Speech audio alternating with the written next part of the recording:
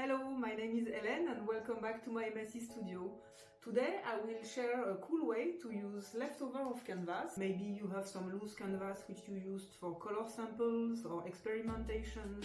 Maybe you have some canvas which you like but it's punched and you don't want to trash it. So this might be a nice way to use it.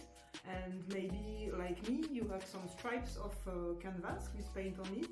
I had few paintings which were made on reclaimed canvases and they didn't have standard sizes, but I decided I wanted to fit them into standard frames, so I had to trim the edges and I ended up with this pile of colorful stripes and I came up with a nice idea how to use it, so let me show you what I did. I took all my canvas stripes and decided to weave them into two small squares and then frame them. But this was 6 months ago and I uncovered the pieces yesterday and this is how they look now. But I managed to do something with the second piece, so I will show you how it looks and then I will demonstrate with this one. So this is the second piece which I glued onto canvas and it was under press for the night. So it looks quite okay. And now I will demonstrate with the second piece and then I will frame both of them. Here is what you will need to glue your weaving onto canvas. First you will need your stripes of canvas, but it actually could also be paper, and a piece of canvas. In this case it's 300-gram cotton canvas, which is leftover and which had approximately the good size. Then you will need some glue. I think for the first one I used soft gel, but it was the end of my pot, so now I will use matte medium, or ideally you would use PVA glue, which has a neutral pH, but this is very experimental and this glue is expensive, so I will stick with the matte medium. A brayer would be useful to make your weaving attach firmly onto the canvas. Scissors, of course. Pencil and a silicone wedge or a credit card or any type of spatula to spread the glue on your surface. And then in this case I used a pathfinder to define the size of my weaving and to center it in my piece. But first you will have to weave your stripes of canvas and keep it in position. So let me demonstrate how to weave it. So you start by corner and this one is on top, so next one will be under, on top, under,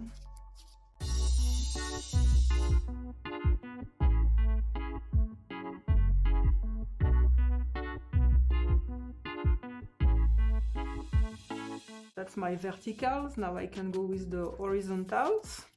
And I will go the other way, which means under, above, under, above, under. The weaving is not complicated. The biggest challenge is to keep it in position because it's quite stiff.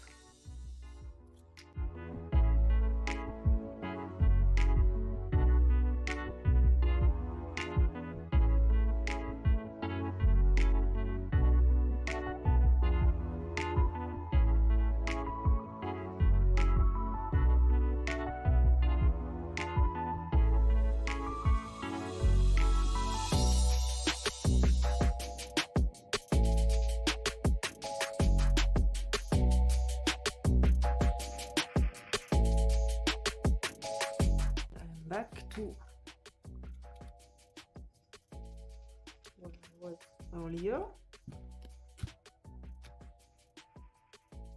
can get rid of this, and this is where you can use your viewfinder and define. Yeah, that needs to be a bit more tight, but I can always adjust it when I will glue it later. Okay, so that's my weaving. I will secure the 4 corners with pin clothes, even though it didn't work very well with the previous version.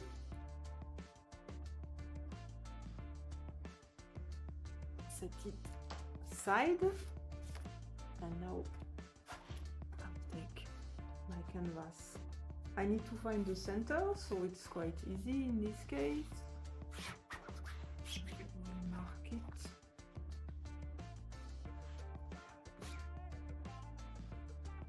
I will define where to use glue. So I place my corners so it's straight. Now I will mark. Enjoying this video? Hit subscribe and stay tuned for more. The corner. This is the part where I will spread the glue. Matte medium in this case.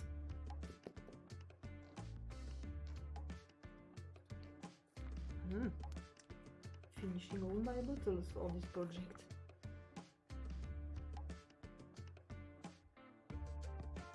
Yes, already a thick layer.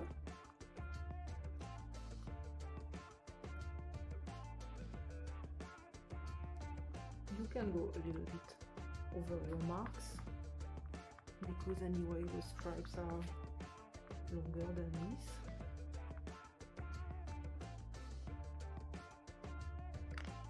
And you can come back with your piece.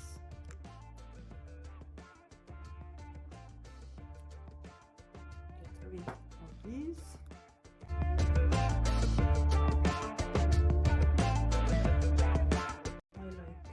A bit organic shape. It doesn't have to be exactly square, but I want to fit it into the 20 centimeters. Now put it under press. This is 5 millimeters plywood, actually what I use for painting sometimes.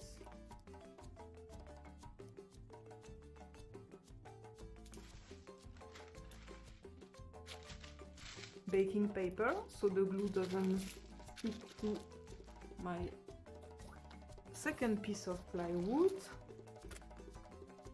and I will put this under press, so it can be books, it can be paint bottles, and it should stay at least overnight, and I would recommend 24 hours.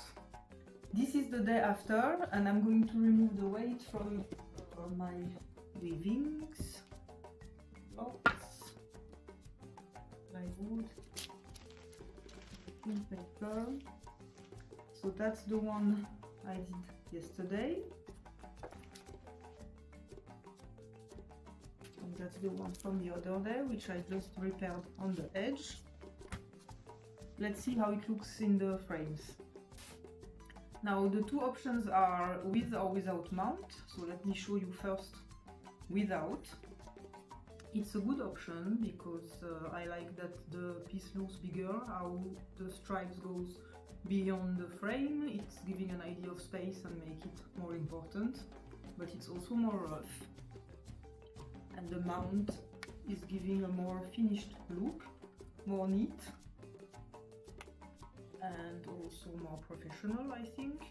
And it has the advantage that it gives a distance between the acrylic paint and the glass.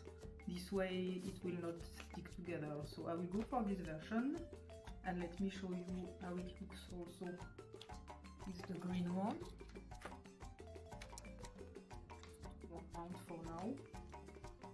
Need to make the second one, and this is the green one. I like that both of these frames comes from the thrift store around the corner. This is a great way to use them. I have both my mounts prepared, so I will just trim what is sticking out.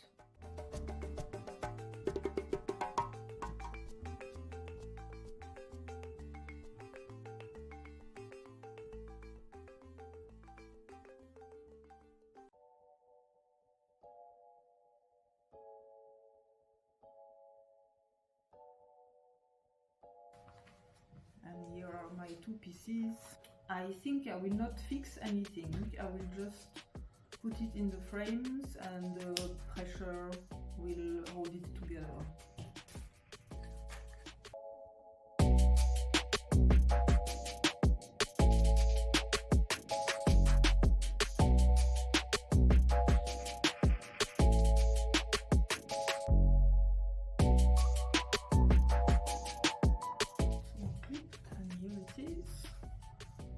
first one.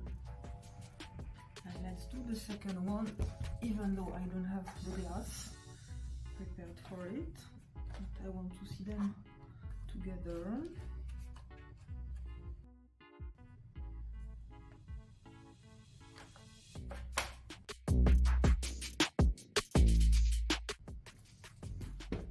Here we are. Let's hang them on the wall so I can show you properly how it looks. Et voilà! I call them Director's Cut 1 and 2. I hope you enjoyed it, and if you feel inspired and you ever try this technique, please let me know in the comments. In the meantime, I'm going to order the missing glass for this one, and I will see you next time. Bye bye!